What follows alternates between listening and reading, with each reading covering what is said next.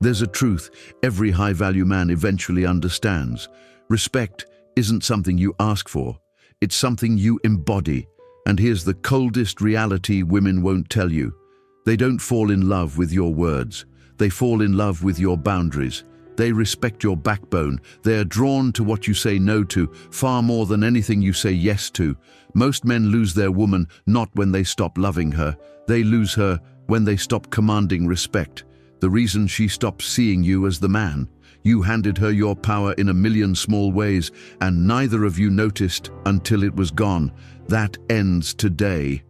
I'm going to give you 5 boundaries, not to control her, but to control yourself so deeply, so clearly, that she has no choice but to recalibrate how she sees you. If you're ready to live this way, comment below. I choose respect. Let's begin. Boundary 1. Never reward disrespect. Let's start with a truth you need to swallow raw. The moment you accept disrespect, you become replaceable in her mind.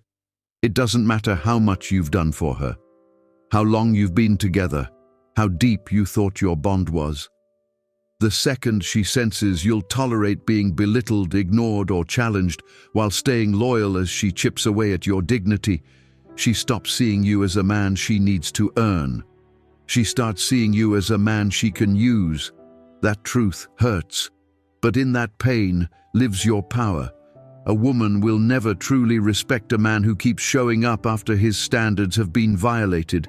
She might tolerate him, use him, keep him around for comfort. But in her heart, she no longer looks up to him. She no longer feels inspired by him. She might say she loves him, but watch her tone, watch her eyes, watch how she speaks to him when no one else is listening. That's where the truth lives. Respect isn't found in compliments. It's found in how she treats you when she has nothing to gain. When you reward disrespect by staying silent after she mocks you, apologizing for things she did wrong, or showing up right after she ghosted you, you send one loud message. My self-worth depends on your attention. That message is a death sentence for desire. Here's what you must understand. Women don't test you because they're cruel. They test you because they're wired to feel out your strength. A man without boundaries isn't a safe space. He's a soft space. And soft spaces get walked on, not walked with. When she challenges your values, your direction, your authority, and you cave, she doesn't feel loved. She feels unsafe, because a man who can't protect his own dignity can't protect her. Here's your blueprint. First, recognize disrespect in all its forms. It's not just yelling. It's when she constantly interrupts you, when she mocks your goals, when she brings up her ex to provoke you, when she gives you silence instead of communication. Second, correct it once, calmly, directly. Don't speak to me that way again. If it happens again, I'm done. You don't repeat yourself, you don't argue. If it happens again, you leave. No games, no rage, just clarity. When you do this, 2 things happen. She either levels up or she walks away. And if she walks away, good. That's 1 less drain on your energy. Boundary number 2, guard your peace. If there's one thing that will define the rest of your life as a man, it's this. Peace is not something you stumble into. It's something you defend like your life depends on it. Because it does.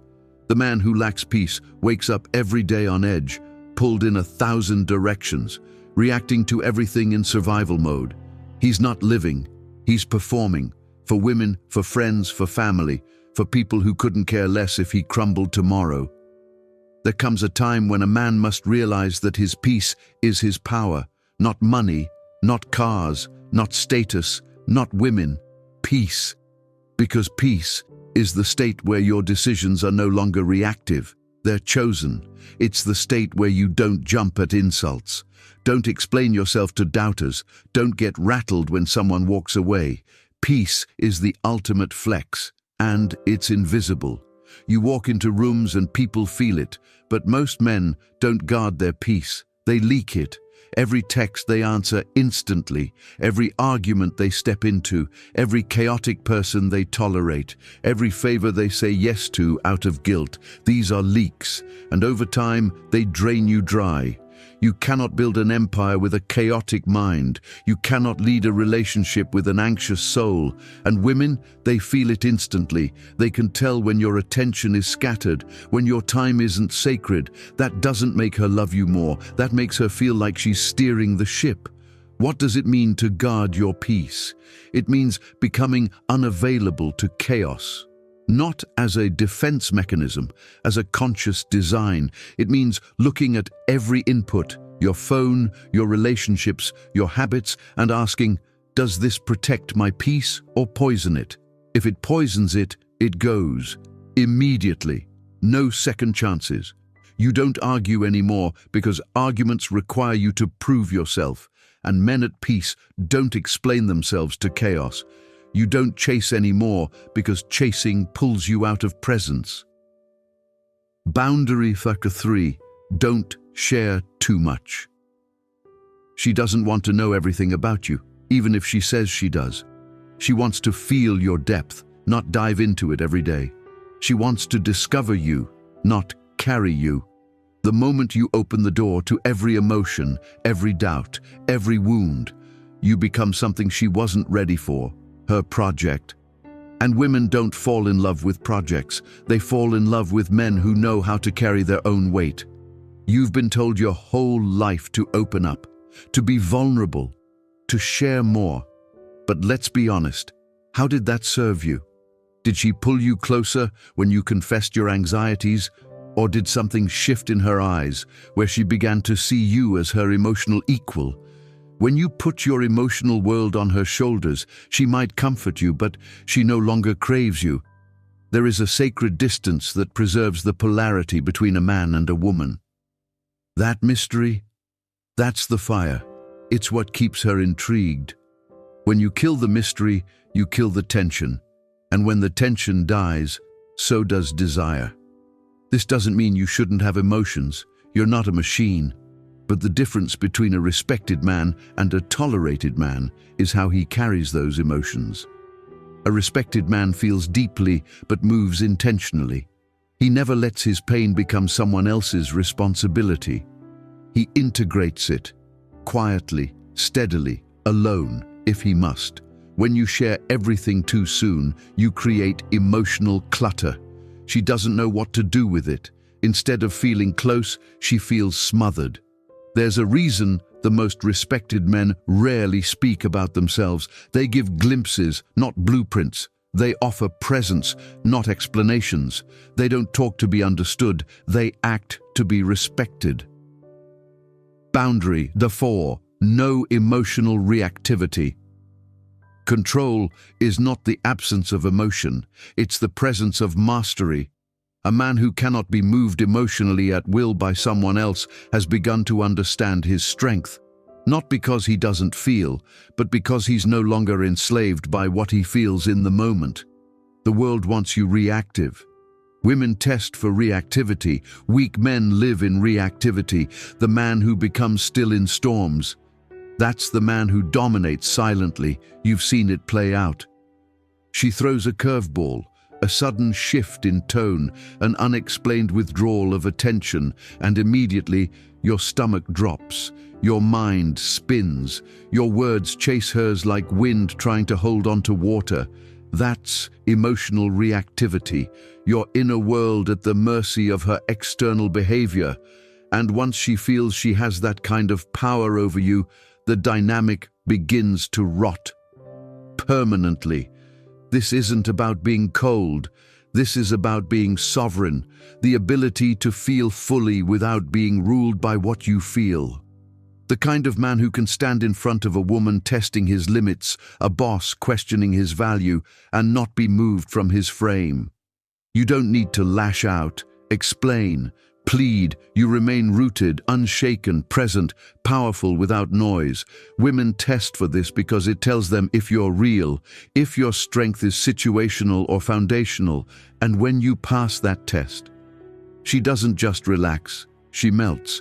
Because in a world of men who fold, the man who doesn't blink is a revelation. You can't fake this. It starts with owning your triggers, facing the parts of you that panic when someone pulls away. You look those parts in the eye and say, "You don't lead anymore." That space between stimulus and response, that's where kings are born. Boundary number 5, always be willing to walk away. Too many men stay in jobs that drain them, in relationships that emasculate them, in friendships that disrespect them. They stay because they're afraid of being alone, afraid of starting over. So they shrink, they smile, they say, "It's not that bad," and slowly they become invisible, not just to others, to themselves.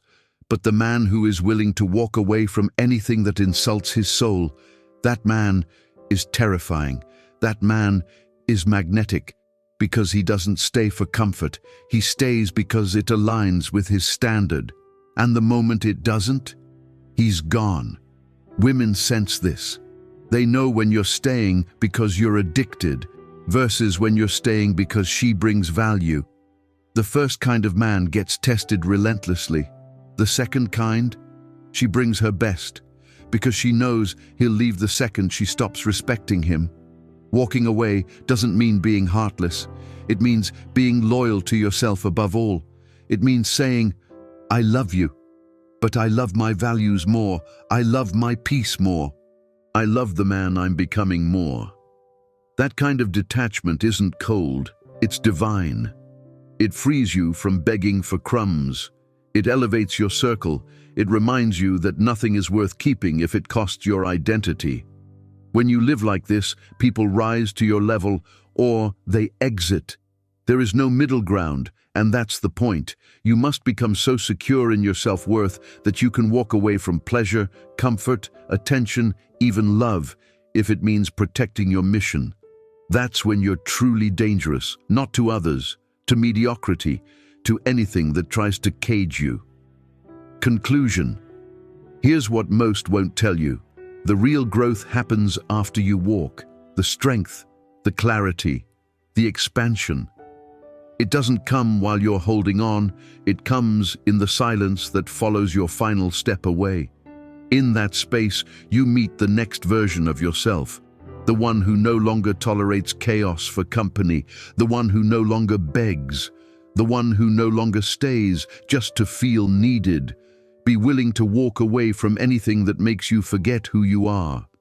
You were never meant to live on your knees for love, attention, or acceptance.